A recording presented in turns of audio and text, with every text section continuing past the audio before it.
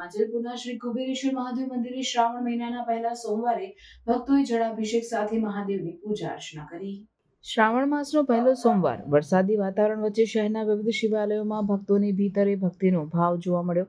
ખાસ કરીને માંજલપુર સ્થિત કુબેરેશ્વર મહાદેવ મંદિરમાં ભક્તો વહેલી સવારથી પદયાત્રા, પૂજા અને જળાભિષેકમાં વ્યસ્ત જોવા મળ્યા।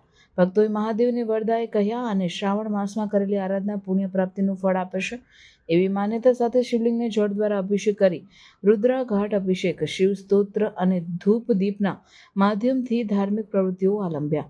જેમ જેમ સવાર ચડી તેમ તેમ મેઘરાજાની મહેર વચ્ચે ભક્તોની સંખ્યામાં વધારો થયો। કુબેરેશ્વર મહાદેવ મંદિર ખાતે ભક્તિ અને શ્રદ્ધાનો અવિરત વહેડો જોવા મળ્યો। સત્સંગ, ભજન અને આરતીના વિવિધ કાર્યક્રમોનું આયોજન પણ આ દિવસે કરવામાં આવ્યું હતું। આ રીતે શ્રાવણ માસનો આરંભ શિવ ભક્તિ અને ધાર્મિક ઉત્સાહની સાથે થયો છે। શહેરના શિવાલયોમાં શ્રદ્ધાળુઓની ભીડ આજના દિવસે વધુ પવિત્ર બનાવે છે। આજે પુણ્ય પવિત્ર શ્રાવણ માસ ચાલી રહ્યો છે।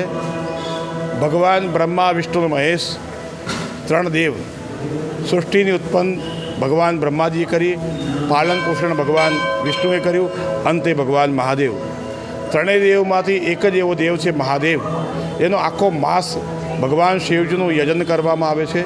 એ શ્રાવણ માસ કહેવામાં આવે છે। શ્રાવણ માસની અંદર ભગવાન શિવજીને અભિષેક, બિલીપત્ર, અનેક દ્રવ્યોથી ભગવાનની શિવજીની પૂજા કરવામાં આવે છે। આજે આ શ્રાવણ માસ તો પ્રથમ સોમવાર છે। આ પ્રથમ સોમવારના દિવસે આજે ભગવાન શિવજીને ચોખા ચડાવવાનો વિશેષ મહિમા છે। આજના દિવસે ભગવાનને અક્ષત ચડાવવાથી, ચોખા ચડાવવાથી આપણું આયુષ્ય વધે છે, ઘરમાં પરિવારમાં સુખ સમૃદ્ધિ વધે છે। આજે આ શ્રાવણ માસમાં પ્રથમ સોમવાર દિવસે અમે આજે સવારે ભગવાન મહાદેવજીને પંચામૃતથી અભિષેક કરી, આરતી કરી, ત્યારબાદ આરંભ કર્યો હતો।